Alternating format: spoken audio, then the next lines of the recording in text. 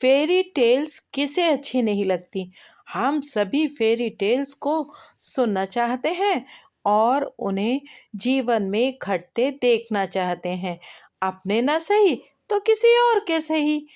अभी भी हम सभी को सिंड्रेला की कहानी बहुत पसंद आती है, तभी डिज्नी ने जितनी बार भी सिंड्रेला फिल्म बनाई है वो सुपर डुपर हिट हुई है। चलिए आज आपको बताते हैं बॉलीवुड के एक ऐसे रोमांस के बारे में जो सचमुच में एक फेरी टेल ही था और जो बहुत सक्सेसफुल रहा।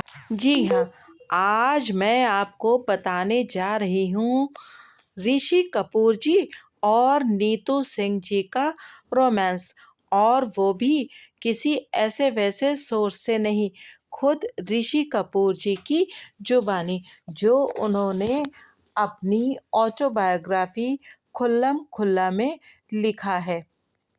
ऋषि जी बताते हैं कि मैं पहली बार नीतू जी से मिला था बहुत थोड़े समय के लिए फिल्म बॉबी के सेट पर, जहां पर वो अपनी माताजी के साथ आई थी।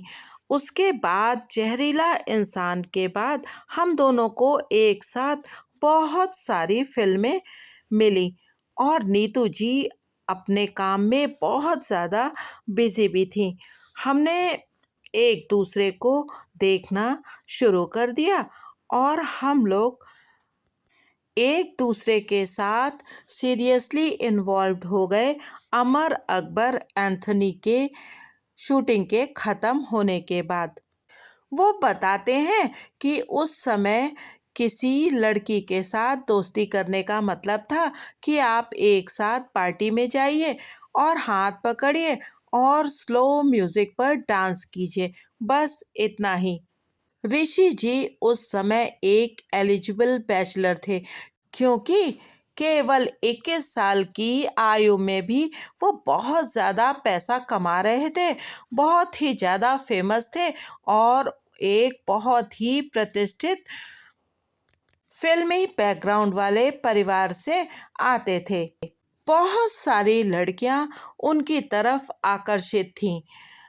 ऋषि जी अपनी पुरानी यादों में से एक को शेयर करते हुए बताते हैं कि एक दिल्ली की लड़की थी जिसे राज कपूर जी ने कनॉट प्लेस में देखा था, जिसका नाम ज्योति था, जो और उसे राज कपूर जी ने बम्बई में फिल्मों में काम करने के लिए इनवाइट किया था, लेकिन आंखों से देखने में और कैमरे के देखने में बहुत फर्क होता है। जो बहुत ही खूबसूरत थी और मैं उनसे बहुत बार मिला, लेकिन हम दोनों के बीच कुछ हो नहीं सका, क्योंकि मैं उस समय लॉन्ग टाइम रिलेशनशिप के लिए तैयार नहीं था। खैर वो वापस लौट गई और उन्होंने शादी कर ली, लेकिन नीतू मुझे हमेशा उनको लेकर चिढ़ाती रही, हालांकि मैं जो से फिर कभी नहीं मिला। वो बताते हैं कि जब मैंने नीतू जी के साथ डेट करना शुरू किया था, तब नीतू जी की माताजी हमें डेट पर अकेले जाने नहीं देती थी। हमेशा उनके कज़न लवली साथ में होते थे, लेकिन कार में तो हम सब साथ साथ जाते थे, लेकिन बाद में वो अपनी गर्लफ्रेंड के यहाँ चले जाते थे और हम दोनों साथ में रहते थे। ऋषि जी ने ये भी बताया कि हम दोनों 8 बजे के बाद एक दूसरे के साथ डेट पर जाते थे और नीतू जी 8 बजे से जिस भी फिल्म के सेट पर होती थी वो कहने लगती थी कि अब पैकअप कर दिया जाए, और इस बात को लेकर मेरे कलीग्स जितेंद्र जी और अमित जी मुझको हमेशा चिढ़ाते रहते थे कि नीतू जी जैसे ही 8 बजने वाले होते हैं शूटिंग ख़त्म करने के लिए जल्दी मचाने लगती हैं। मैं भी अपनी शूटिंग 8 बजे तक ख़त्म कर देता था, जिससे 8:30 बजे तक हम लोग एक साथ मिलते थे। लेकिन उस समय बहुत ज़्यादा मनोरंजन के साधन नहीं थे। टीवी भी ब्लैक एंड वाइट था और उस पर सरकारी प्रोग्राम्स ही आते थे। जब हम मिलते थे, हम एक दूसरे से केवल अपने दिन कैसा गुजरा इस बारे में बातें करते थे और कभी-कभी हम लोग डिनर के लिए या लॉन्ग ड्राइव के लिए भी चले जाते थे। उन्होंने ये भी बताया कि उस समय एक्सपोज़र का या बहुत ज़्यादा स्पॉट हो जाने का कोई डर नहीं था, क्योंकि तब का मीडिया आज जैसा नहीं था।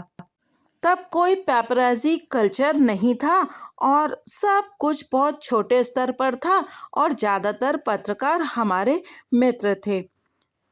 उन्होंने बताया कि 1975 में जब हम लोग कश्मीर में कभी-कभी फ़िल्म की शूटिंग कर रहे थे, तब हमारा प्यार ब्लॉसम हुआ।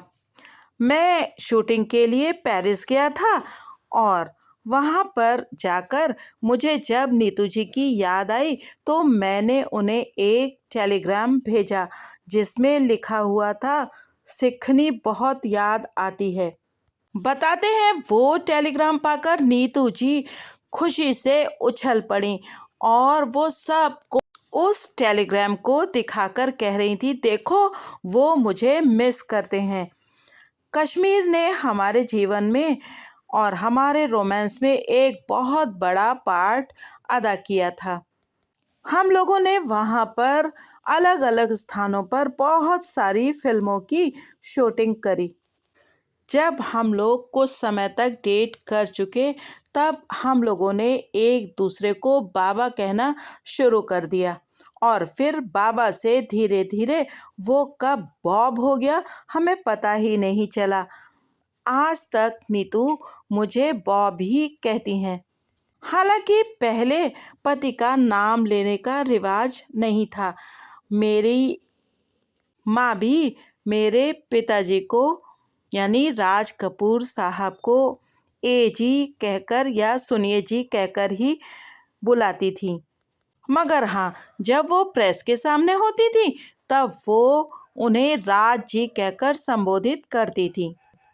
ऋषि जी की और नीतू जी की इंगेजमेंट का किस्सा भी बहुत मज़ेदार है। वो बताते हैं कि हालांकि मैं नीतू जी के लिए सीरियस था, फिर भी मैं अपने घर वालों से ये बात बताने में पता नहीं क्यों संकोच करता था।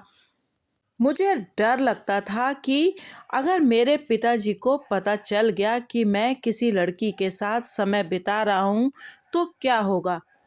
मुझे हमेशा ये डर लगा रहता था कि अगर मेरे घर वालों को पता लगा तो क्या होगा। हालांकि सभी को ये बात पता थी कि मैं नीतू जी के साथ हूँ। मेरे भाइयों को पता थी, मेरे माता पिता को पता थी और सारी की सारी दुनिया भी ये बात जानती थी, मगर मैं कभी किसी से ये बात कह नहीं पाया। ऋषि जी बताते हैं कि मुझे ये भी डर था कि क्या मैं शादी के लिए तैयार हूँ, क्योंकि मैंने शादी के बाद राजेश खन्ना जी का कैरियर देखा था कि धीरे धीरे वो उतार की तरफ चला गया था। तो मुझे ये डर लगता था कि मैं भी एक रोमांटिक हीरो हूँ और कहीं ऐसा ना हो कि मेरे साथ भी यही किस्सा दोहराया जाए। उस समय मैं 27 साल का था और चैम्बूर में अपने माता पिता के साथ रहता था। सब लोग जानते थे कि हम एक दूसरे के प्रति बहुत अधिक कमिटेड हैं, फिर भी मैं वो प्रश्न क्यों नहीं कर रहा हूँ, ये बात सबको बहुत परेशान कर रही थी और कंफ्यूज कर रही थी। मगर मैं अपने दिमाग में उस समय बहुत परेशान था और एक बहुत बड़ी लड़ाई लड़ रहा था कि मुझे अपने कैरियर के इस पड़ाव पर शादी करनी चाहिए या नहीं। वो कहते हैं, मैं कभी कभी सोचता हूँ कि हो सकता था कि मैं कभी नीतू जी से विवाह ना करता और या फिर बहुत बाद में शादी करता, अगर मेरी बहन रितु जी ने इंटरवीन ना किया होता। ऋषि जी बताते हैं कि हम लोगों ने खबरों की दुनिया को एकदम से झकझोर दिया था जब हम दिल्ली गए एक एंगेजमेंट के लिए अपनी बहन के ससुराल में, जो कि दिल्ली में है।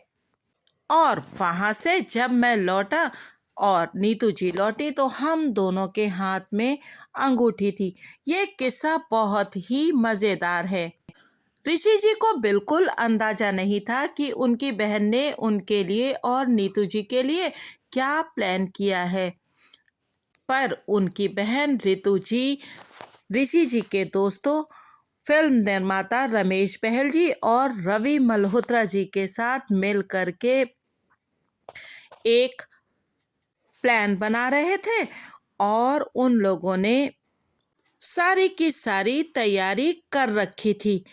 मुझे कुछ भी पता नहीं था। ऋषि जी बताते हैं कि जब मैं मुंबई एयरपोर्ट पर अपने प्लेन में बैठने के लिए इंतज़ार कर रहा था तो वहाँ पर मुझे दिलीप साहब और सायरा जी मिले। जब मैंने उन्हें बताया कि मैं दिल्ली एक एंगेजमेंट में जा रहा हूँ तो दिलीप साहब ने मुझसे मजाक करते हुए कहा कि अरे तुम तो अपनी ही एंगेजमेंट में जा रहे हो, मुझे झूठ मत बोलो।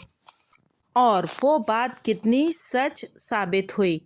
मेरी बहन ने पहले से ही नीतू और उसकी मम्मी को दिल्ली में बुला रखा था और जब मेरे दोस्तों और मेरे माता पिता ने नीतू और मुझको वहाँ बने एक मंडप पर बैठा दिया जो कि किसी और की एंगेजमेंट के लिए बना था, तब मुझे बहुत आश्चर्य हुआ। वो बताते हैं कि हमारे पास एक्सचेंज करने के लिए अंगूठियां तक नहीं थी। जो अंगूठी मुझे नीतू जी ने पहनाई थी उस पर आर लिखा हुआ था, जो कि रवि मल्होत्रा जी का आर था। ऋषि जी ने बताया कि मेरे परिवार ने पूरी तरीके से नीतू जी को स्वीकार कर लिया था और बहुत धूमधाम से हमारी शादी हुई। उन्होंने बताया कि जब वो लोग डेट कर रहे थे तो सेट पर मैं नीतू जी को बहुत परेशान करता था और उनका मेकअप भी बिगाड़ दिया करता था। नीतू जी एक बहुत अच्छी और डिसिप्लिन्ड लड़की हैं और हमेशा बहुत सलीके से रहती थीं। शादी के बाद हम लोग कुछ दिनों तक अपने माता पिता के साथ चैम्बूर में रहे।